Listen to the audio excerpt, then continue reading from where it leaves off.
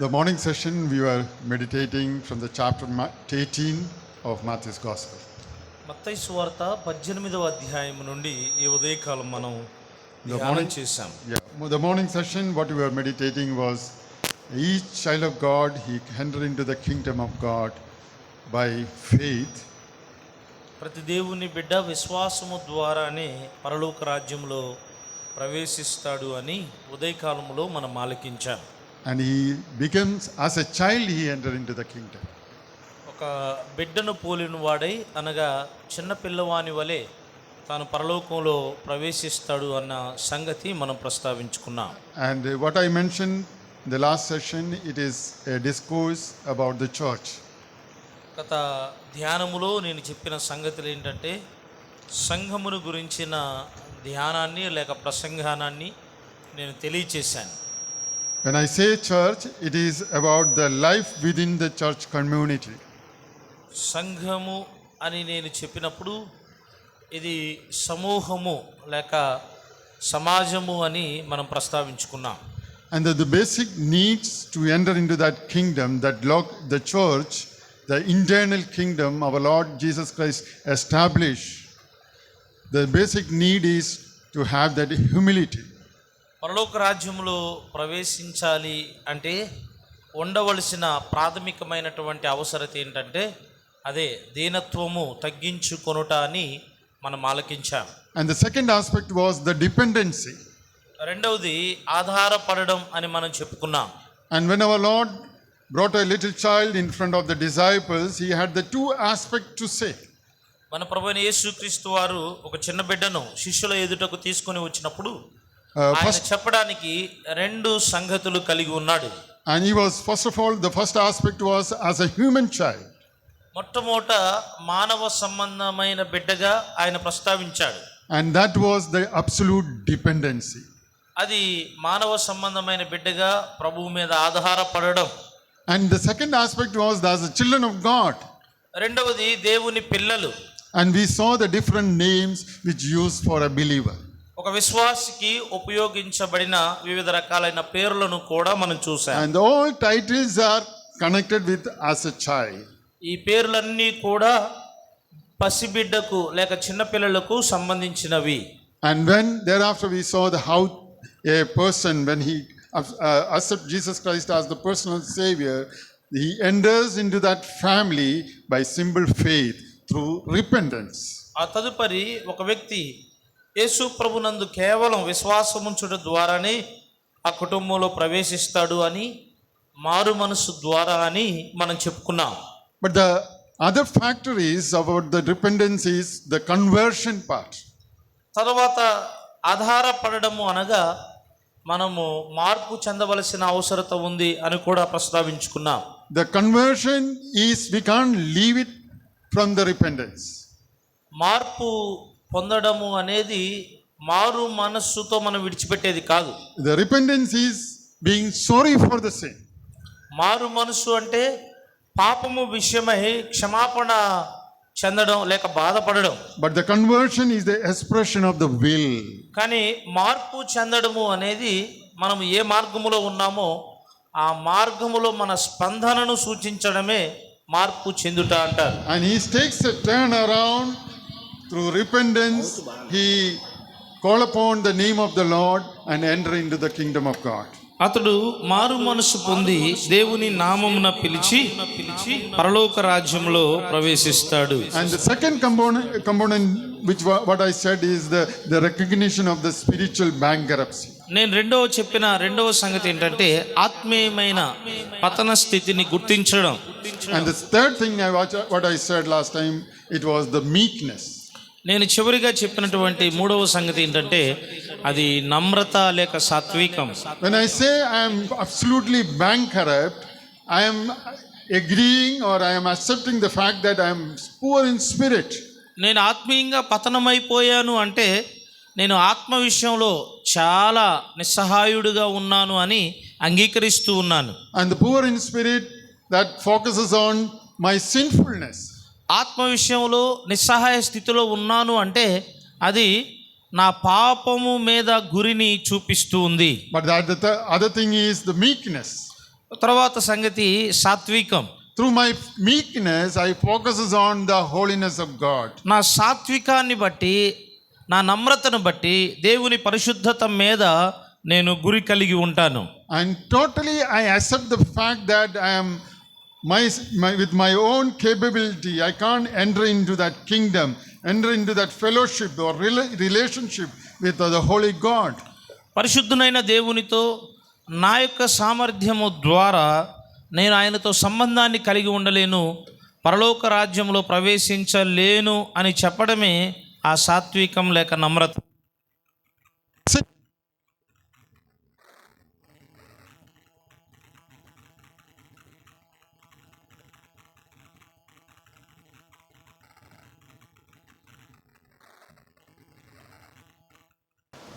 So the humility is needed to enter into the kingdom. పరలోక రాజ్యంలో ప్రవేశించడానికి దీనత్వం కావాలి. But the second thing is the necessity of humility to grow in that kingdom. ఆ దీనత్వములో ఎదగడానికి అవసరమైనటువంటి సంగతి. So not only the access to the kingdom, but at the same time success in the kingdom. పరలోక రాజ్యంలో ప్రవేశించడమే కాదు, పరలోక రాజ్యంలో విజయవంతులు కావడం. For that we need to become like a child. దాని కొరకై మనము బిడ్డల వలె కావాలి. And in God's eyes, one who loves himself is the one who is lowers himself is the one who is elevated. ఎవరైతే తను తాను ప్రేమించుకుంటాడో అతడు తాను తొలగించబడతాడు అని ప్రభు చెప్తూ ఉన్నాడు. In Matthew's Gospel chapter 23 we read like this 11 and 12, but he who is greatest among you shall be your servant, and verse 12, and whoever exalts himself will be humbled, and he who humbles himself will be exalted. మత్తయి సువార్త 23వ అధ్యాయం 11-12 వచనాల్లో మీలో అందరికంటే గొప్పవాడు ఎవరంటే తను తాను హెచ్చించుకున్నవాడు తగ్గించబడతాడు, తగ్గించుకున్నవాడు హెచ్చించబడతాడని చెప్పాడు. And becoming like a child, it doesn't mean that you become childish. బిడ్డ వలె మారిపోవడము అంటే చిన్నపిల్లల చేష్టలు అంటారు కదా, చిన్నపిల్లల చేష్టలు లాగా చేయడం కాదు.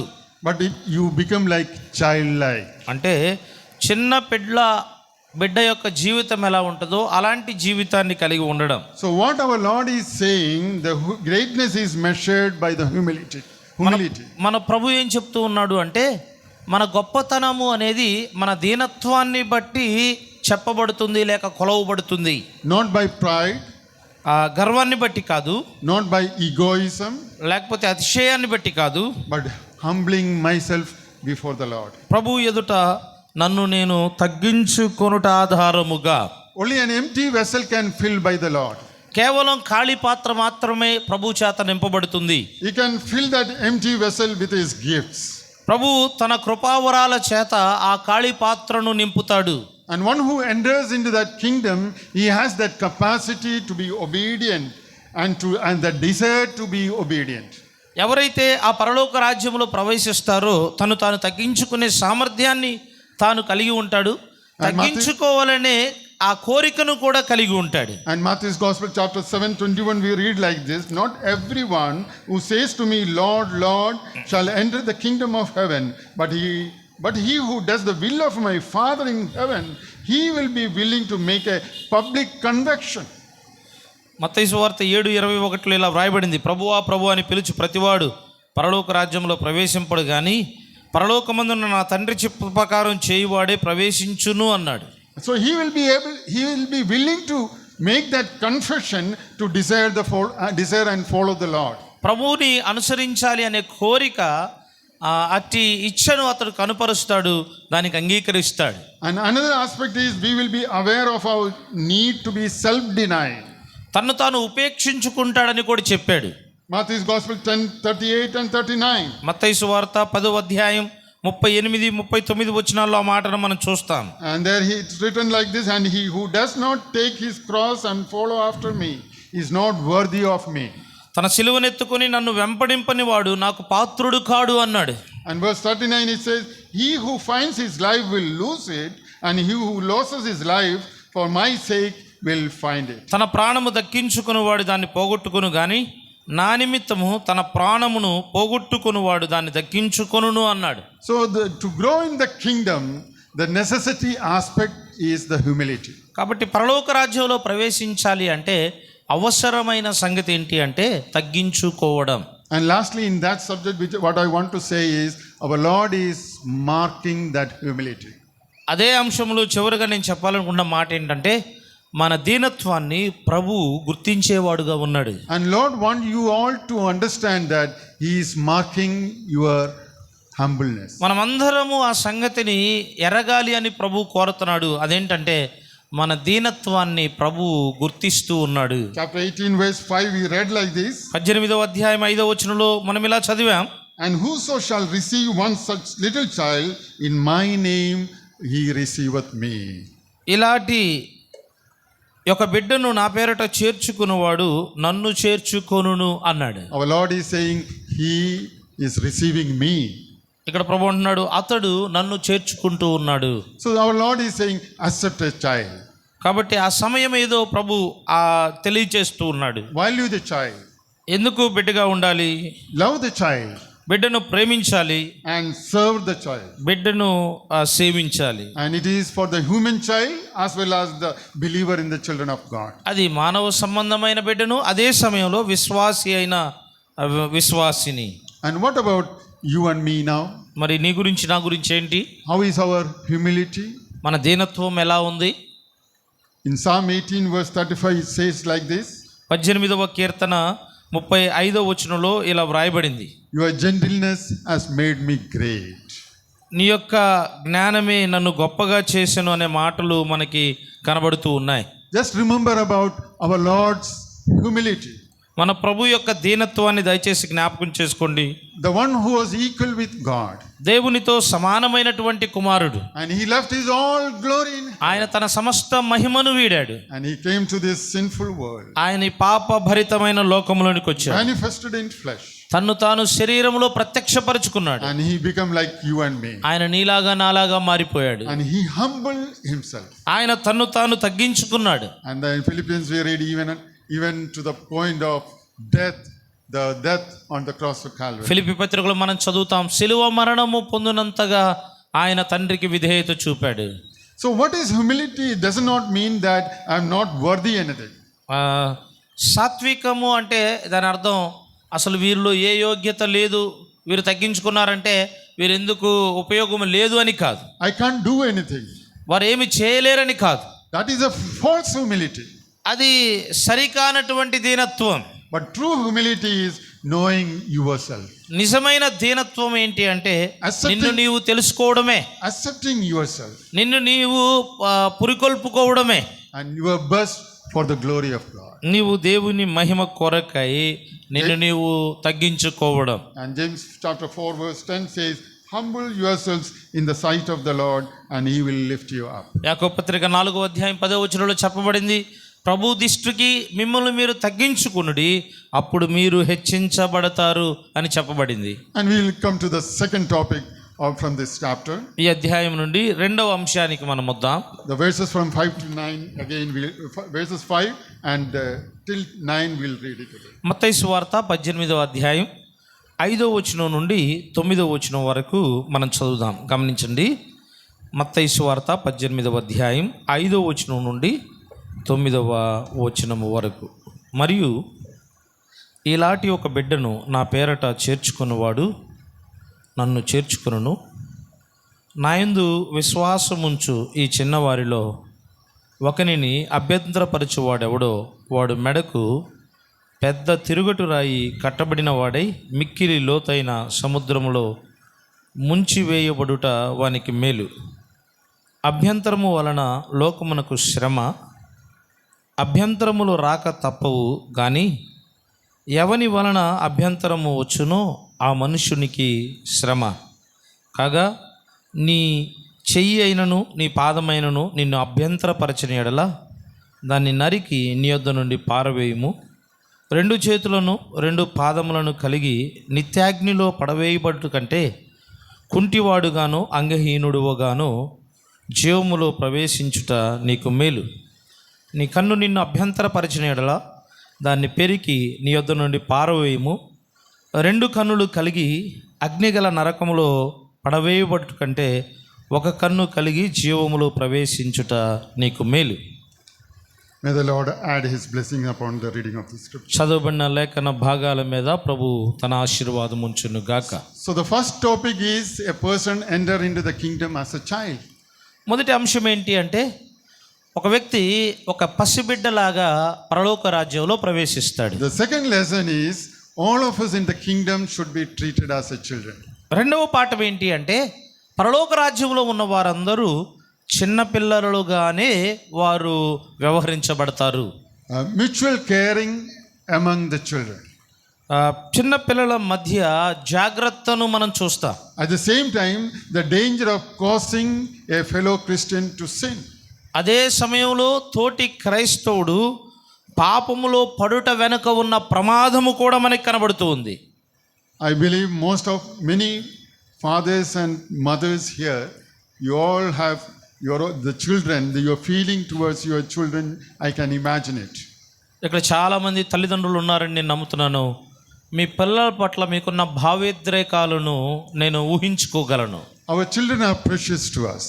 మన పిల్లలు మనకి చాలా ప్రశస్తమైన వారు. I love them. వారిని మనం ప్రేమిస్తాం. And we all zealous about their welfare. మనమందరము వారి యొక్క క్షేమాన్ని కోరుకుంటాం. And most of us are grateful to those who are work for their welfare. మనలో ఎక్కువ మంది వారి క్షేమము కొరకై ప్రయాసపడుతూ ఉంటాం. Those who support them, encourage them and build up their life. వారిని ప్రోత్సహిస్తారు, వారి యొక్క జీవితాలను కడతారు. At the same time, we will be furious those who try to harm them. అదే సమయంలో ఒకవేళ ఎవరైనా వారికి మన పిల్లలకు హాని కలిగిస్తుంటే వారి విషయంలో చాలా జాగ్రత్త తీసుకుంటాం. And we need to remember one thing, we have a heavenly Father in heaven. ఇక్కడ ఒక విషయాన్ని మనం గుర్తుపెట్టుకోవాలి. అదేంటంటే మనకి పరలోకములో తండ్రి ఉన్నాడు. And he is the perfect model for the parental concern. తల్లిదండ్రులు పిల్లల విషయమై జాగ్రత్త తీసుకునే విషయంలో ఆయన పరిపూర్ణమైనటువంటి మాదిరి. Because he is always deeply concerned about the way his children are treated. ఆయన ఎప్పుడూ కూడా తన పిల్లలు ఎలా చూసుకుంటున్నారు, ఎలా వ్యవహరించబడుతున్నారు ఆ విషయంలో ఆయన ఎప్పుడు ఆలోచన కలిగిన వాడుగా ఉన్నాడు. And therefore he promises blessing to those who treat his children well. అందుచేత ఎవరైతే తన పిల్లలను మంచిగా చూసుకుంటారో అట్టి వారికి ఆయన వాగ్దానం చేస్తూ ఉన్నాడు. And the same time he gives warning to those who cause harming. అదే సమయంలో ఎవరైతే తన పిల్లలకు హాని కలిగిస్తారో వారికి హెచ్చరిక కూడా జారీ చేస్తూ ఉన్నాడు. And this attitude goes back to the people whom he has selected as a promise, his own children. తన సొంత పిల్లలుగా వాగ్దానంగా ఎవరైతే ఆయన ఎన్నుకున్నాడో వారి వైపునకు ఆయన మరలుతూ ఉన్నాడు. And we know about the Israelites or the Jews, how God chosen them as the covenant sons. ఇశ్రాయేలు జనాంగాన్ని, యూదులను మనం ఎరుగుదాం. నిబంధన జనాంగముగా దేవుడు వారిని ఎలా ఏర్పాటు చేసుకున్నాడో మనకు తెలుసు. And God called them from the loins of Abraham. దేవుడు అబ్రహాము సంతానము నుండి వారిని పిలిచాడు. In Genesis chapter 12 verse 3 we read that. ఆదికాండము 12వ అధ్యాయం 3వ వచనంలో ఆ మాట మనం చదువుతాం. There we read like this. అక్కడ మనం ఇలా చదువుతున్నాం. I will bless those who bless you and I will curse him who curses you. నిన్ను దీవించు వారిని నేను దీవిస్తాను, నిన్ను శపించు వారిని నేను శపిస్తాను అన్నాడు. So our heavenly Father, he is concerned about each and every child. కాబట్టి మన పరలోకపు తండ్రి ప్రతి బిడ్డ విషయమై కూడా ఆలోచన కలిగి ఉన్నాడు. And we all can have different kinds of attitude towards the children. మనమందరము కూడా పిల్లల పట్ల వివిధ రకాలైన వైఖరిని కలిగి ఉంటాం. The passage which we just now read, there are 4 attitude of people towards the children. ఇప్పుడు చదివినటువంటి ఈ భాగములో పిల్లల పట్ల తల్లిదండ్రుల యొక్క 4 రకాలైన వైఖరులు మనం గమనిస్తాం. We all may be having some aspect of this attitude in our life. బహుశా ఈ వైఖరులలో మనం కూడా ఏదో ఒక వైఖరిని మన జీవితాల్లో కలిగి ఉంటాం. In the last session we read verse 3 and 4. 3-4 వచనాలు చివరి ధ్యానములో మనం ఆలకించాం. The first attitude is we can seek to become like children. మొట్టమొదటి వైఖరి అక్కడ ఏంటో మనం చూసాం, బిడ్డల వలె మారడం, పసి బిడ్డల వలె. And verse 5, the second attitude. వచనం 5లో రెండవ వైఖరి చెప్పబడింది. We just receive them as What? children. వాటిని మనం చేర్చుకుంటూ ఉన్నాం. And verse 6, వచనం 6లో if you are not careful, we will cause them to stumble. వారిని నువ్వు జాగ్రత్త తీసుకోకపోతే వారిని లోతైన సముద్రంలో పడవేయటం వానికి మేలు అంటున్నాడు. And we haven't read that verse. Verse 10, there is another attitude. It says, even if you end up despising them. ఒకవేళ ప్రవేశించిన తృణీకరించకుండా చూచుకోవాలి అన్నాడు. And it is a dangerous thing to look down to the children by despising them. పిల్లల్ని తృణీకరించడము అనేది చాలా ప్రమాదకరమైనటువంటి సంగతి. Because God values them highly. ఎందుకంటే దేవుడు పిల్లలకు చాలా ఉన్నతమైన విలువనిచ్చాడు. So this kind of attitude any person can have towards the children. కాబట్టి పిల్లల పట్ల ఇలాంటి విధానాలు, ఇలాంటి వైఖరులు ఎవరైనా కలిగి ఉండొచ్చు. So here the passage, the second passage from verses from 5 to 9 we read, there are three principles we can see. 5వ అధ్యాయం నుండి 9వ వచనం వరకు మనం చదివిన ఈ లేఖన భాగాల్లో ఒక 3 నియమాలు కూడా మనం చూడవచ్చు. Or we could say that three things. లేక 3 సంగతులను కూడా మనం చెప్పుకోవచ్చు. When we think about the mutual caring among his children. పిల్లల విషయంలో పరస్పరమైనటువంటి జాగ్రత్త మనం తీసుకునేటప్పుడు, And the verse 5, it talks about the principle about the mutual caring. వచనం 5లో ఈ పరస్పరం జాగ్రత్త వహించేటప్పుడు అక్కడ ఎలా ఉండాలో చెప్పాడు. And the second thing is verse 6 and 7, that the danger of causing a Christian to sin or to peril. 6-7 వచనాల్లో ఒక క్రైస్తవుడు పాపము చేయుట ద్వారా ఉన్న ప్రమాదం ఏంటో చెప్పాడు. 6-7 వచనాల్లో. Then 8 and 9, the prevention for it. 8-9 వచనాల్లో వానికి పరిష్కారం, అట్టిదానికి పరిష్కారం చెప్పాడు. And so we'll come to that verse 5 again.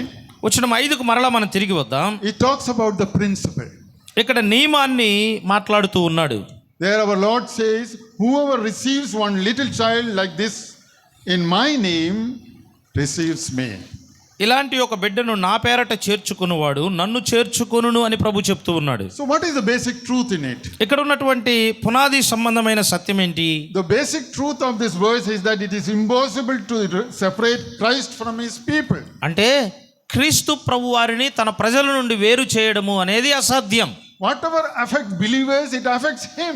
ఒకవేళ విశ్వాసుల మీద ఏదైతే ప్రభావం చూపుతుందో అది ఆయన కూడా ప్రభావం చూపుతుంది. And therefore in verse 1 we read one such child, we read like that. మొదటి వచనంలో మనం ఇలా చదువుతాం, ఒక్క బిడ్డ, ఒక చిన్న బిడ్డ అని. రెండో వచనంలో ఉంది మనకు తెలుగులో, ఒక చిన్న బిడ్డ. So here he talks about a spiritually one who becomes a little child spiritually. ఆధ్యాత్మికంగా చిన్న బిడ్డగా మారిపోయే ఒక వ్యక్తిని గురించి ఇక్కడ మాట్లాడుతూ ఉన్నాడు. And verse 3 and 4 we saw he becomes childlike in his faith. 3-4 వచనాలలో తన విశ్వాసంలో ఒక చిన్న బిడ్డలాగా మారిపోతాడు. Humbly accept the gospel and is converted. సువార్తను దీనంగా అంగీకరించి తాను మార్పు పొందుతాడు. So now it doesn't matter whether he is sophisticated or unsophisticated. ఒకవేళ అతడు దాన్ని అంగీకరించాడా లేకపోతే కఠినంగా ఉన్నాడా లేదా అనేది ఇక్కడ అంత ముఖ్యమైనది కాదు. It doesn't matter whether he is a mature or immature. అతడు పరిపక్వత కలిగిన వాడా కలగని వాడా అనేది కూడా ఇక్కడ ముఖ్యం కాదు. Or let him be a weak believer. అతడు ఒక బలహీనమైన విశ్వాసే కానివ్వండి. But he must be treated as a precious child of God. కానీ దేవుని దృష్టిలో అతనిని ప్రశస్తమైన దేవుని బిడ్డగానే చూడాలి. We should remember one thing, that Christianity is not a system of religion. ఒక విషయాన్ని మనం గుర్తుపెట్టుకోవాలి, క్రైస్తవ్యము అనేది మతము యొక్క పద్ధతి కాదు.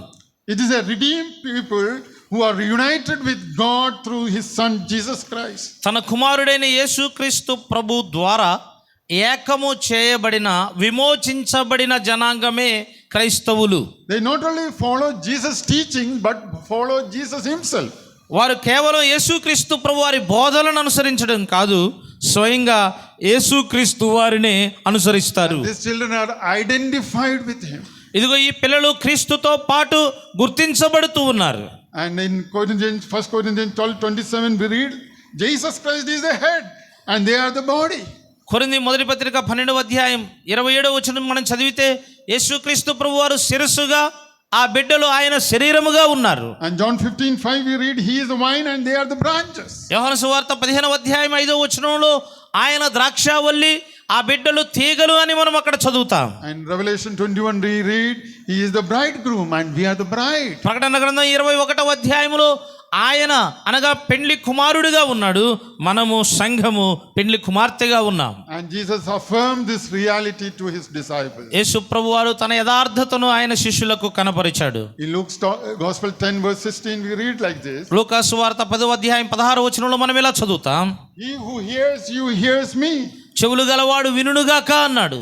He who rejects you rejects me. ఎవరైతే నన్ను తిరస్కరిస్తారో వారు తిరస్కరించునుగాక అన్నాడు. And who rejects me rejects him who sent me. ఎవరైతే నన్ను తిరస్కరిస్తారో నన్ను పంపిన వారిని తిరస్కరిస్తూ ఉన్నారు అన్నాడు. And we know that Lord confronted Saul when he was traveling from Jerusalem to Damascus. సౌలు యెరూషలేము నుండి దమస్కుకు ప్రయాణం చేస్తూ ఉండగా ప్రభువు సౌలును ఎదుర్కొన్నాడు. And our Lord called him, Saul, Saul, why are you persecuting me? మన ప్రభువు సౌలును పిలిచాడు, సౌలా సౌలా నువ్వేల నన్ను హింసించుచున్నావు. So there, in another portion, Paul negatively confirmed the oneness of Christ between Christ and the believers. విశ్వాసులు క్రీస్తునకు మధ్య వారు ఏకమై ఉన్నారు అనే సంగతిని పౌలు మరొక సందర్భంలో కూడా తెలియజేస్తున్నాడు. That is the occasion he rebuked the sexual immorality. అక్కడ అతడు అపవిత్రతను గురించి, పాపమును గురించి ప్రస్తావించాడు. And Apostle Paul says you are involving Christ in a kind of or participant in the sin. అక్కడ పౌలు అంటాడు, మీరు యేసుక్రీస్తు ప్రభువారిని కూడా పాపములో పాలివారుగా చేస్తున్నాడు అని చెప్పాడు. 1 Corinthians chapter 6 verse 15 we read that. కొరింథీ మొదటి పత్రిక 6:15 ఆ మాటను మనం చదువుతాం. We read like this. మనం ఇలా చదువుతాం అక్కడ, Do you not know that your bodies are members of Christ? మీ దేహము దేవుని ఆలయమని మీరు ఎరుగరా? Shall I then take the members of Christ and make them members of a harlot? క్రీస్తు ప్రభువారి యొక్క అవయవాలను పాపమునకు అవయవాలుగా మనం చేద్దామా? Certainly not. అలా కాదు అన్నాడు. So it is not that Christ himself he made impure. కాబట్టి క్రీస్తు మనలను అపవిత్రులుగా ఆయన చేయలేదు. Sunlight will not be contaminated by shining on the garbage dump. ఆ ప్రకాశము అనేది ప్రకాశించకుండా ప్రభు చేయలేదు. But his name is maligned. ఆయన పేరు మాత్రమే అక్కడ నిందించబడుతుందని చెప్పాడు. And in another portion, Matthew 25 verses 31 to 40, we read about the judgment of the nations. మత్తయి సువార్త 25:31 నుండి 40 వరకు And there దేశాల మీద దేవుని యొక్క తీర్పును మనం చదువుతాం. and our Lord taught the unity between himself and his people. ప్రభు తన పట్ల తన ప్రజల పట్ల ఉన్న ఐక్యాన్ని అక్కడ మాట్లాడాడు. And there our Lord said, I was hungry, you gave me meat. ప్రభు అక్కడ అన్నాడు, నేను ఆకలిగా ఉన్నాను, మీరు అన్నం పెట్టారన్నాడు. I was thirsty, but you gave me drink. నేను దప్పికొన్నాను, మీరు నాకు దాహమునకు ఇచ్చారన్నాడు. I was a stranger, you took me in. నేను పరదేశిగా ఉంటే నన్ను లోపలికి మీరు తీసుకుని వెళ్ళాడన్నాడు. I was naked, you clothed me. నేను వస్త్రహీనుడిగా ఉంటే వస్త్రాలు ఇచ్చాడన్నాడు. And I was sick, you visited me. నేను అనారోగ్యంగా ఉన్నప్పుడు మీరు నన్ను దర్శించారు అన్నాడు. And I was in the prison, you came to me. You came unto me. నేను చెరసాలలో ఉండగా మీరు నన్ను చూడడానికి వచ్చారన్నాడు. And in verse 40 we read, and the king will answer and say to them, assuredly I say to you, inasmuch as you did it to one of the least of these my brethren, you did it to me. ఈ సహోదరుల్లో వీరిలో ఒకరికి మీరు చేస్తే మీరు నాకు చేసినట్లే అని ప్రభు చెప్పాడు. The sheep which was on the left, they wondered how we treated you like this. తన వైపు ఉన్నటువంటి గొర్రెలు ఆశ్చర్యపోయారు, ప్రభువా ఇవన్నీ మేమెప్పుడు మీకు చేసామయ్యా అన్నారు. But our Lord says, the way you considered the little ones, you are doing it to me. కానీ ప్రభు ఏమన్నాడు, అదిగో ఆ చిన్న బిడ్డలకు మీరు చేశారే, ఆ వారికి చేస్తే మీరు నాకు చేసినట్లే అన్నాడు. So therefore believers have to receive one another with tenderness. అందుచేత విశ్వాసులు ఒకరిని ఒకరు వారు చేర్చుకోవలసిన వారుగా ఉన్నారు. You need to take care of them. You need to show the kindness and love towards them. ఒకరి పట్ల ఒకరు ప్రేమను చూపించాలి, దయను చూపించాలి, ఒకరి జాగ్రత్త ఒకరు వహించాలి. No matter what they are or who they are. వారు ఎవరో, వారు ఏమై ఉన్నారో అది మనకు అక్కరలేదు. By doing so you embrace the Lord who lives in them. అలాగూ పరిచర్య చేయుట ద్వారా నీవెవరినైతే నమ్ముకున్నావో ఆ ప్రభువుని హత్తుకున్న వ్యక్తి అవుతున్నావు. In the last session I mentioned we are one in Christ. చివరి ధ్యానంలో నేను చెప్పాను, మనము క్రీస్తు యేసులో ఏకముగా ఉన్నాం. No Gentiles, no Jews. యూదులని అన్యులనే భేదము లేదు. No rich or no poor. ధనికుడని పేదవాడనే భేదము లేదు. Or no caste or creed. లేకపోతే కులము వర్గ భేదము అనేవి లేవు. We are all one in Christ. మనమందరము క్రీస్తులో ఏకముగా ఉన్నాం. So the need to take care of our fellow believers. కాబట్టి మన తోటి విశ్వాసులను మనము జాగ్రత్త తీసుకునే వారంగా ఉండాలి. Just imagine that they are your children. ఊహించుకోండి, మీ తోటి విశ్వాసులు మీ ప్రక్కన ఉన్నవారు, వారు మీ పిల్లలు అని ఊహించుకోండి. Will you treat your children like what you behave like to your fellow believers? మీ పిల్లల విషయంలో మీరు ఎలా వ్యవహరిస్తారో, ఎలా జాగ్రత్త తీసుకుంటారో, మీ తోటి విశ్వాసుల విషయంలో అలాగే వ్యవహరిస్తారా, జాగ్రత్త తీసుకుంటారా? So this is a principle. ఇది నియమం. Verse 5 says, whoso shall receive one such little child in my name, he receiveth me. 5వ వచనంలో చెప్పబడింది, ఎవరైతే ఒక బిడ్డను నా పేరట చేర్చుకుంటారో వారు నన్ను చేర్చుకుంటారు అని చెప్పాడు. And the second aspect is the danger of causing a Christian to sin. ఒక విశ్వాసి పాపము చేస్తే ఉన్న ప్రమాదం, లేకపోతే పాపము చేయటానికి ప్రేరేపించిన ఉన్న ప్రమాదం చెప్తూ ఉన్నాడు. It is the negative side of the aspect what we thought before. దీనికి ముందు ఏదైతే చెప్పుకున్నామో దానికి వ్యతిరేకంగా ఉన్నటువంటి సంగతి ఇది. When a person mistreat a Christian, he mistreats Christ. ఒక వ్యక్తి ఒక క్రైస్తవుడి విషయంలో తప్పుగా ప్రవర్తిస్తే అతడు క్రీస్తు విషయంలో కూడా తప్పుగా ప్రవర్తించినట్లే. And this principle applies to believers and also unbelievers. ఈ నియమం ఏదైతే ఉందో ఇది విశ్వాసులకు అన్వయించబడుతుంది, అవిశ్వాసులకు కూడా అన్వయించబడుతుంది. And the Christ he himself is attacked there. క్రీస్తు ప్రభువారు స్వయంగా ఆయన ఈ సంగతి చెప్పాడు. And verse 6 again is mentioned these little ones. వచనం 6లో మరలా చెప్పాడు, ఈ చిన్న వారిలో. Again he referring them as a spiritual children. మరలా ఆత్మీయమైన పిల్లలు అనే సంగతిని ఇక్కడ తెలియచేస్తూ ఉన్నాడు. And to stumble them or to offend them means speaking about moral and spiritual stumbling. వారిని మనం అభ్యంతరపరుస్తున్నాము అంటే నైతికంగా ఆత్మీయంగా వారిని మనం ఆటంకపరుస్తున్నామని అర్థం. By doing that you are sinning against God. మీరు అలా అభ్యంతర పెడుతున్నారు అంటే దేవునికి విరోధంగా పాపం చేస్తున్నారు అన్నాడు. And verse 6 what we read, we may feel like something a treatment which is horrible. భయంకరమైనటువంటి పద్ధతిని ఇక్కడ వచనం 6లో చెప్తూ ఉన్నాడు. In verse 6 we read, can you read brother again? వాడు మెడకు పెద్ద తిరుగటు రాయి కట్టబడిన వాడై మిక్కిలి లోతైన సముద్రములో ముంచి వేయుట వానికి మేలు. This is some kind of execution the Romans practice in the form of in their empire time. చక్రవర్తుల కాలంలో రోమా సామ్రాజ్యంలో ఇలాంటి శిక్ష ఉంటూ ఉండేది. And our Lord says it would be better for you than living. ఇక్కడ ప్రభు అంటున్నాడు, నువ్వు బ్రతకడం కంటే అలాగూ శిక్ష అనుభవించడమే మేలు అంటూ ఉన్నాడు. If you treat any of my children like this, it is better for you to die. నా పిల్లలైన వారిని ఎవరినైనా మీరు అభ్యంతర పెడితే మీరు ఇలా చనిపోవడమే మేలు అని ప్రభు అంటూ ఉన్నాడు. So this thought might be very sobering wisdom to the disciples. బహుశా ఈ యొక్క సత్యం ఏదైతే ఉందో శిష్యులకు కొంత కష్టంగా ఉండొచ్చు. In a few hours before they were arguing who is the greatest among them. కొన్ని గంటల ముందే వారిలో ఎవరు గొప్పవారో వారు ఒకరితో ఒకరు వాదనలు చేసుకుంటూ వచ్చారు. They were not only sinning because of their own pride or boasting. వారు కేవలం తమ సొంత గర్వాన్ని అతిశయాన్ని బట్టి పాపము చేయడమే కాదు, but they were inciting envy, jealousy and anger each other. వారు ఒకరి మీద ఒకరు పగ, ద్వేషం, అసూయను పెంచుకుంటూ ఉన్నారు. We need to remember that every believer is a child of God. ప్రతి విశ్వాసి దేవుని బిడ్డ అనే సంగతి ఎప్పుడు మనం గుర్తుపెట్టుకోవాలి. Like every human child, they need protection. ప్రతి మానవునికి కూడా వారికి భద్రత అక్కరగా ఉంది. They need care and understanding. వారు అర్థం చేసుకునే, గ్రహించే శక్తి అక్కరగా ఉంది. And it is a crime to harm them even one is led to sin. కనీసం వారికి హాని కలిగించడానికి ఒక్క విషయంలో కూడా మనకు అవకాశం లేదు.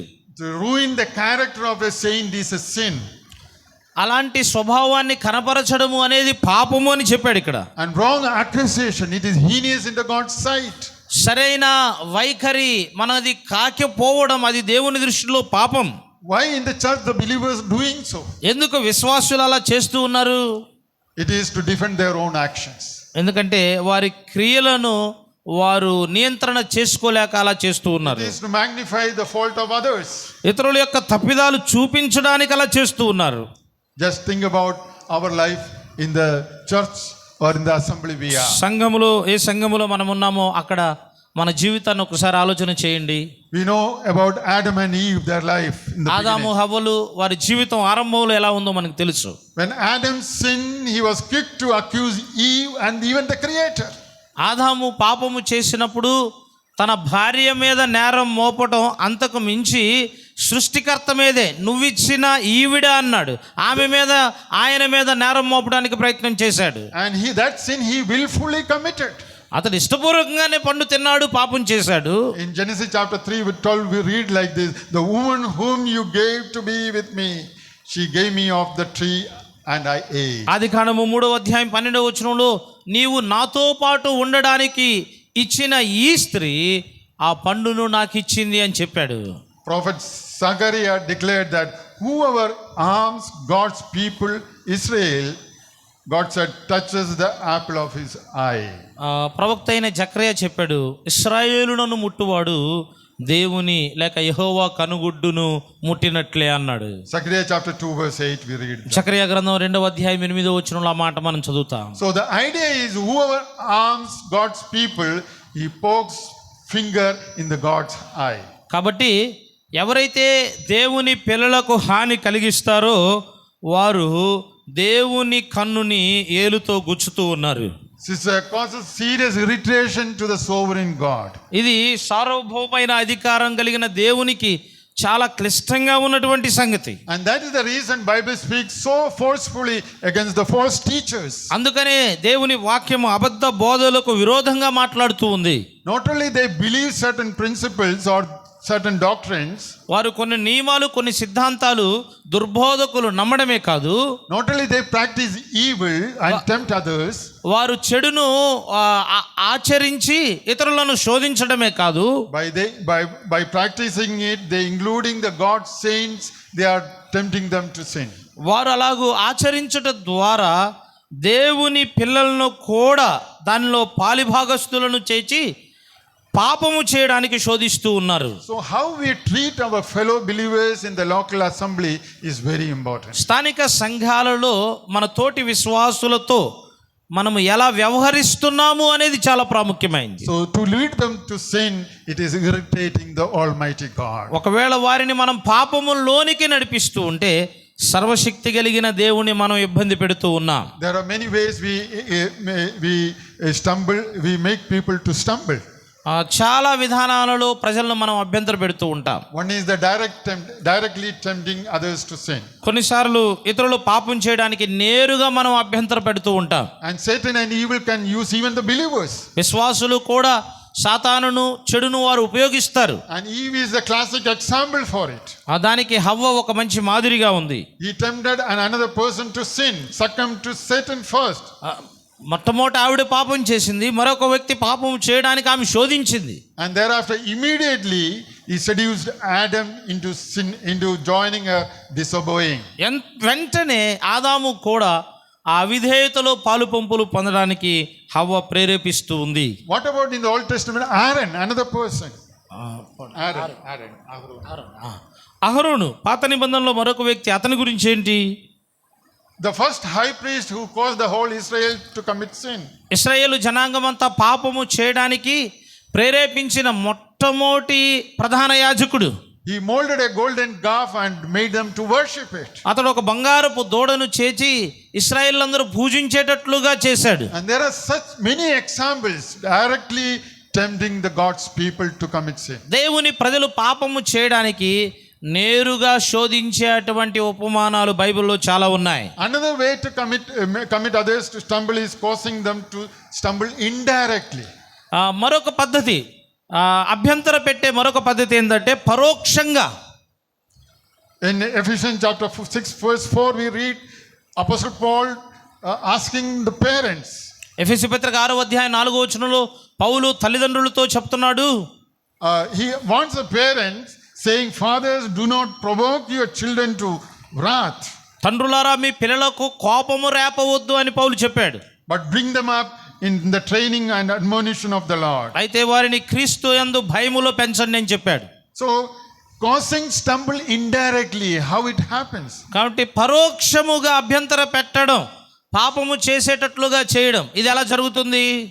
Showing favoritism, వారికి ఫేవరెటిజం చూపించడం, demanding unrealistic achievements, వాస్తవము కాని వాటిని సంపాదించడం అని చెప్పడం, being critical, కష్టముగా ఉండడం, and sometimes we are overprotective, కొన్నిసార్లు ఎక్కువగా పిల్లల్ని కాపాడుతూ ఉంటాం, and sometimes even over permissive, కొన్నిసార్లు ఎక్కువగా పిల్లల్ని అనుమతిస్తూ ఉంటాం, and sometimes we neglect them. కొన్నిసార్లు వారిని మనం నిర్లక్ష్యం కూడా చేస్తూ ఉంటాం. Showing little interest in their opinions and concerns. వారి యొక్క అభిప్రాయాలలో ఏదో కొద్దిగా ఇష్టాన్ని కనపరుస్తూ ఉంటాం. In such matters, what happens?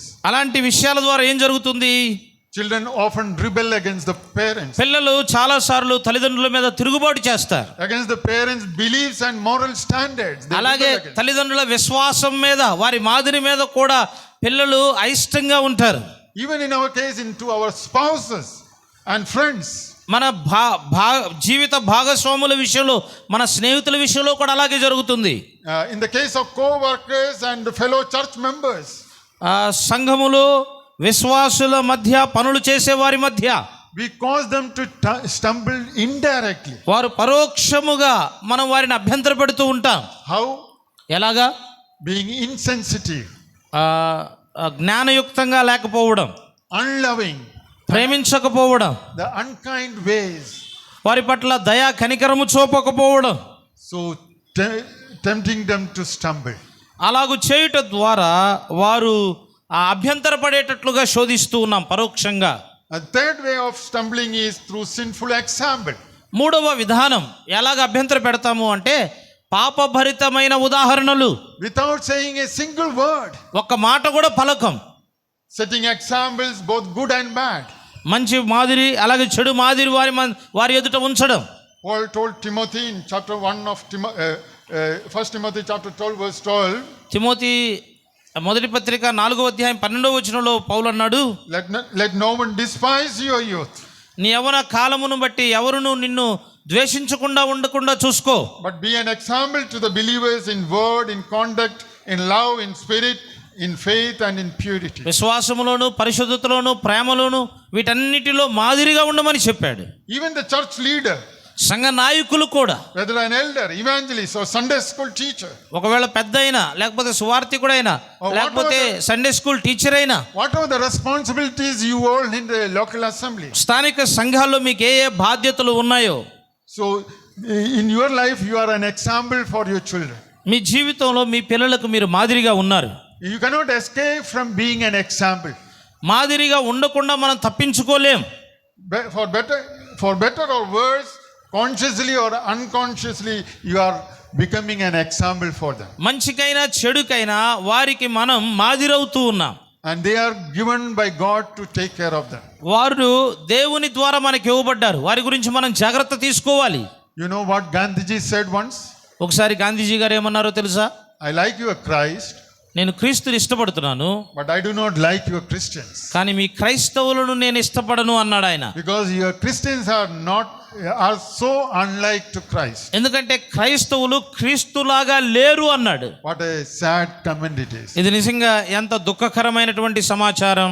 And the fourth way of stumbling is, అభ్యంతర పరచడంలో 4వ పద్ధతి ఏంటంటే, the person himself is not sinning, ఒక వ్యక్తి స్వయంగా తాను పాపం చేయడం లేదు, but it is possible to him to lead others into sin. ఇతరులు పాపములో విడిచిపెట్టడం మాత్రం సాధ్యమవుతుంది. Here it comes the carelessly using one's liberty in Christ. అంటే ఒకరు క్రీస్తులో కలిగిన స్వాతంత్రతను ఇష్టం వచ్చినట్లుగా ఉపయోగించుకోవడం. Possible to cause a weaker brother or sisters to stumble.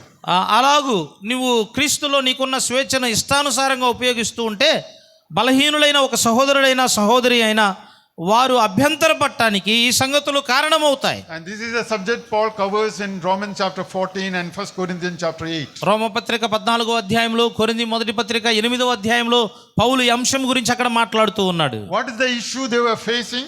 వారు అక్కడ ఎదుర్కొంటున్నటువంటి సమస్య ఏంటి? Gentile believers, they criticize the weaker Jewish believers.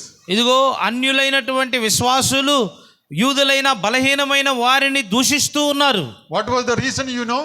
అక్కడ కారణం ఏంటో తెలుసా? For their eating habits. వారి యొక్క తినే అలవాట్లు.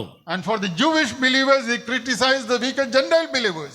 యూదులైన వారు బలహీనులైనటువంటి అన్యులను వారు విమర్శిస్తూ ఉన్నారు. The cause was refusing to eat meat offered to the pagan idols.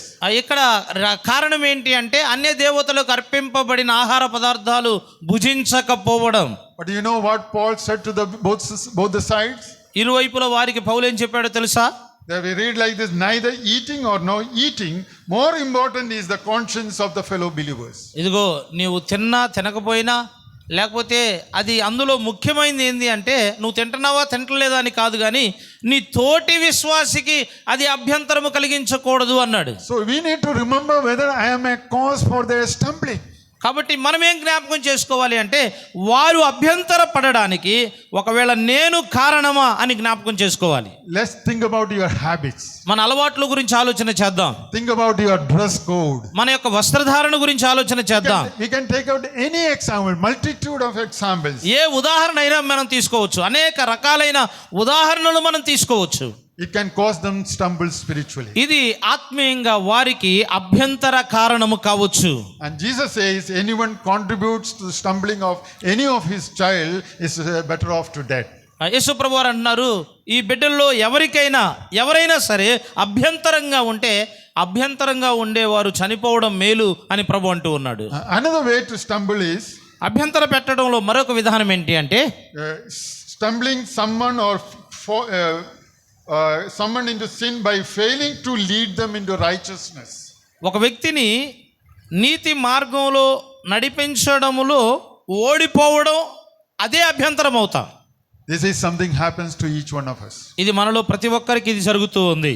We fail to lead our fellow believers to the righteousness. మన తోటి విశ్వాసిని నీతి మార్గంలో నడిపించడంలో మనం విఫలమవుతూ ఉన్నాం.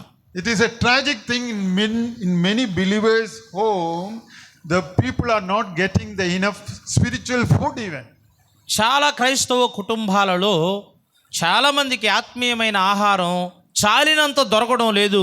ఇది నిజంగా చాలా దుఃఖకరమైన సంగతి. They are attending the church congregations. వారు సంఘ సమూహాలకు హాజరవుతూ ఉన్నారు.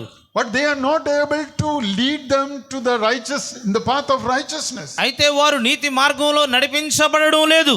And it is an important thing. That is also a way of committing sin. కాబట్టి అది కూడా చాలా ప్రాముఖ్యమైనటువంటి సంగతి.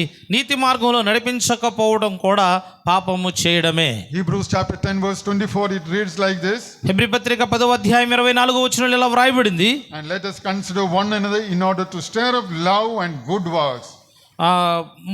మంచి క్రియల్లో ప్రేమలో ఒకరినొకరు ప్రయాసపడండి, పురికొల్పండి అనే మాటలు ఉన్నాయి. Here Hebrew writer says, instead of provoking others to the point of anger and rebellion. ఒకరినొకరు కోపము చేత ఉద్రేకము చేత ఒకరినొకరు ప్రేరేపించకండి అన్నాడు అక్కడ. Stir up them in love and for the love and good works. మంచి క్రియల్లో ప్రేమలో వారిని పెంపారించండి అని చెప్పాడు. And what in verse 7 says?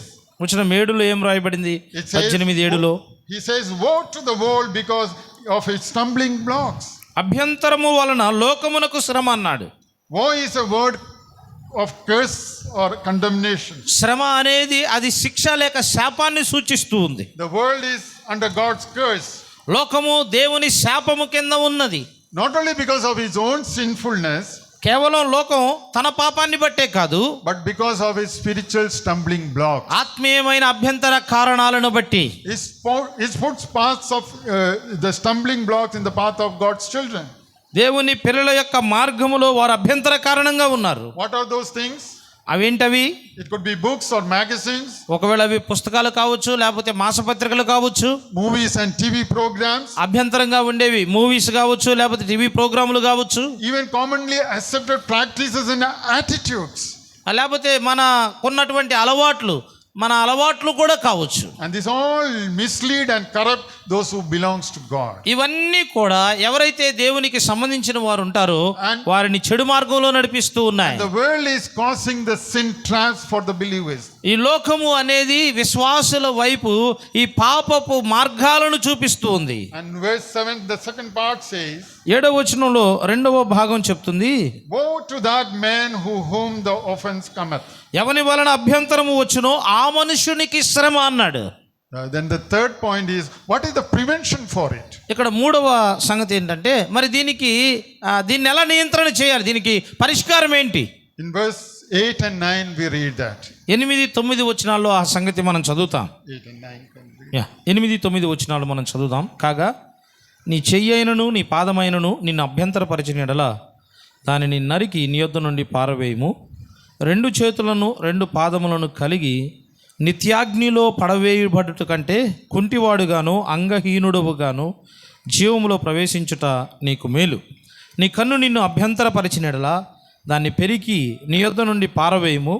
2 కన్నులు కలిగి అగ్నిగల నరకములో పడవేయబట్టు కంటే 1 కన్ను కలిగి జీవములో ప్రవేశించుట నీకు మేలు. Here our Lord is speaking figuratively. ఇక్కడ ప్రభు అలంకార భాషలో ఇక్కడ మాట్లాడుతూ ఉన్నాడు. Because no part of our physical bodies causes us to sin.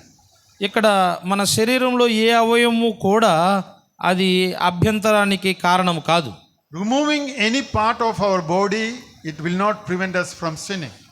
మన శరీరంలో ఏ అవయవాన్నైనా మనం తీసివేయండి, కన్నునో చెయ్యినో కాలునో, పాపము చేయకుండా ఉండడానికి అవయవం తీసివేస్తే సహాయపడదు. Because sources of all sin is from the heart. ఎందుకంటే పాపము చేయడానికి మూల కారణం మన హృదయం. And the mutilation will not help heart cleansing. కాబట్టి ఈ అవయవాలు తీసివేసుకుంటే, అంగహీనుడిగా చేసుకుంటే దాని ద్వారా హృదయ శుద్ధి కలగదు. Then what our Lord is saying here? మరి ఇక్కడ మన ప్రభు ఏం చెప్తున్నాడు? The point is that person should do whatever is necessary, no matter how extreme step he has to take. ఒకవేళ ఎంత ప్రయాసపడవలసి వచ్చినా ఏదైనా సరే ఆ వ్యక్తి తాను అది చెయ్యాలి అంటూ ఉన్నాడు. Let it be a painful effect. ఒకవేళ అది బాధతో కూడినదే కాబోలు. If it keeps you away from sinning, you should be willing to remove that whatever is causing the other brothers to sin. ఒకవేళ పాపము నుండి అది నిన్ను కాపాడుతూ ఉంటే దాని కొరకై నువ్వు ఎంత ప్రయాసపడటానికైనా ఇష్టపడాలి. Nothing is worth keeping if it leads to sin. ఒకవేళ అది పాపానికి నిన్ను నడిపిస్తూ ఉంటే అక్కడ నీకు ఏది కూడా ప్రయోజనకరంగా ఉండదు. And there is an overcoming grace which is available for the victory. విజయము కొరకై అత్యధికముగా ఉన్నటువంటి కృప అక్కడ అందుబాటులో ఉంది. And in verse 8 and 9 we read about removing your one hand or the both hands, or removing your eye, so that it is better for you not to go with the whole body and without 2 hands.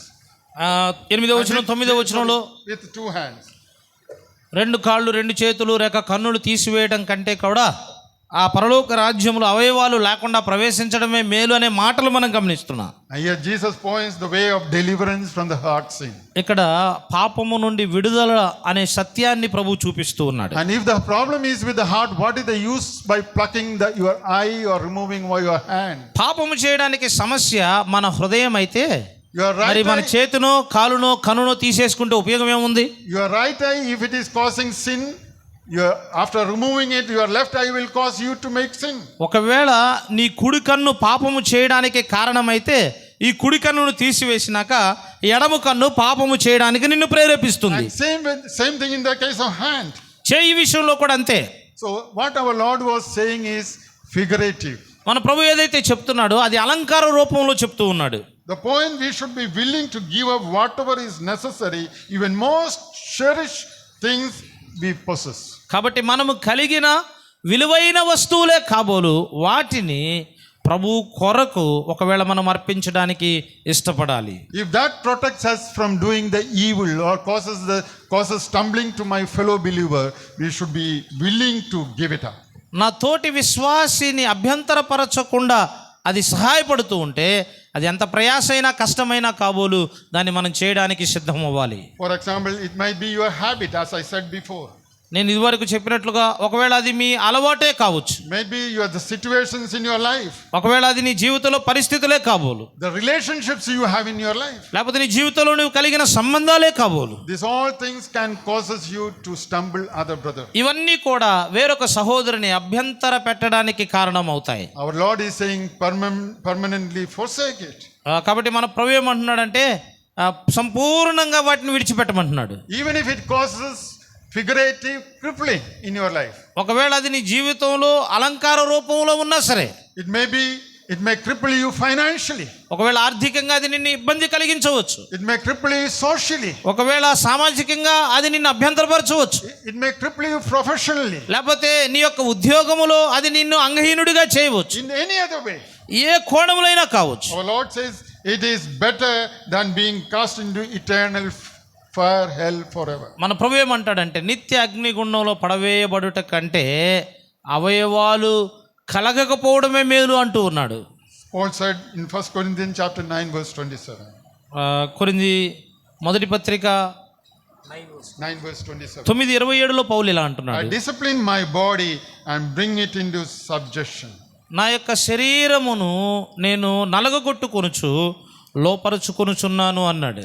So the best prevention against causing others to sin is making whatever the sacrifice is necessary to protect yourself from sin. ఇతరులను పాపములోనికి నడిపించకుండా ఉండడానికి ఒకే ఒక పద్ధతి ఏంటంటే మనలను మనమే నలగగొట్టుకోవడం. Are you willing to take up this prevention in your life? నీ జీవితంలో ఎలాంటి పరిష్కారం చేయడానికి నువ్వు ఇష్టపడుతున్నావా? It may end up taking up some sacrifices in your life. బహుశా ఇది నీ జీవితంలో కొన్ని త్యాగాలు చేయవలసి వస్తుందేమో. But later our Lord says, if you do so, you won your brother. ఆ తదుపరి ప్రభు అంటున్నాడు, మీరు అలా చేసినట్లయితే మీరు మీ సహోదరిని జయిస్తారు అంటున్నాడు. Each and every child of God is precious to him. ప్రతి దేవుని బిడ్డ కూడా దేవుని దృష్టిలో చాలా విలువైన వాడు. If you harm him by causing stumbling in his life, you are touching the apple of our Lord's eye. మన జీవితంలో లేక అతని జీవితంలో మనం ఏదైనా సమస్య సృష్టించి అతనికి అభ్యంతరంగా ఉంటే అది దేవుని కన్నును మనం ముట్టినట్లే. Our aim may be to lead them to the path of righteousness. మన యొక్క లక్ష్యము, మన గురి ఏముండాలి అంటే వారిని నీతి మార్గములో మనము నడిపించాలి. Let us humble ourselves before God. కాబట్టి దేవుని ఎదుట మనల్ని మనం తగ్గించుకుందాం, And God will lift us up. అప్పుడు ప్రభు మనల్ని హెచ్చిస్తాడు. May God bless you all. దేవుడు ఈ మాటల ద్వారా మనల్ని దీవించును గాక. ప్రార్థన చేద్దాం, తలలు ఉంచుదాం. ప్రేమగల తండ్రి, మీకు స్తోత్రాలు. కొన్ని మాసాలుగా మేము ప్రార్థించి నిరీక్షించినట్లు ఈ దినము రేపు మరునాడు మేదరమెట్లో ఉన్న క్రైస్తవ ప్రార్థనా మందిరం సంఘ సహోదరుల ద్వారా ఈ కూడికలు జరిగిస్తూ ఉన్నారు. స్తోత్రాలు. మీ దాసులు అలెక్స్ జార్జ్ గారిని, రత్నాకర్ గారిని, ఐజక్ బ్రదర్ గారిని మీరు తీసుకొని వచ్చి ఉపయోగిస్తూ ఉన్నారు. స్తుతిస్తూ ఉన్నారు. ఈ సాయంకాలము కూడా మాతో మీరు మాట్లాడిన సత్యాలను బట్టి స్తుతిస్తూ ఉన్నాం. పరలోక రాజ్యంలో ప్రవేశించాలి అంటే చిన్న బిడ్డలను పోలి ఉండాలి అన్నారు. చిన్న బిడ్డల యొక్క లక్షణాలు మీరు తేటగా మా వెనుకడికి తీసుకొస్తున్నారు. ఎలా మేము తగ్గించుకోవాలో, ఎలా దీనత్వాన్ని మేము కలిగి ఉండాలో మీరు మాట్లాడుతూ ఉండగా మీ వాక్యానికి అనుసరించి జీవించే భాగ్యం దయచేయమని, వాక్యం అందించిన మీ దాసులను ఇంకనూ మరి విశేషంగా బలపరిచి ఉపయోగించమని వాతావరణాన్ని మీ స్వాధీనంలో ఉంచుకున్నారు. స్తోత్రాలు. ఈ రాత్రి రేపు మరునాడు జరగవలసిన కోరికల్లో కూడా మీ గొప్ప సహాయమును అనుగ్రహించి మహిం పొందమని ప్రయాసతో ఈ సభలో నిర్వహిస్తున్న స్థానిక సంఘానికి మీ దీవెన, మీ ఆశీర్వాదం అనుగ్రహించమని క్రీస్తు యేసు నామములో కృతజ్ఞతలు చెల్లించి ప్రార్థన చేయుచున్నాము తండ్రి. ఆమేన్.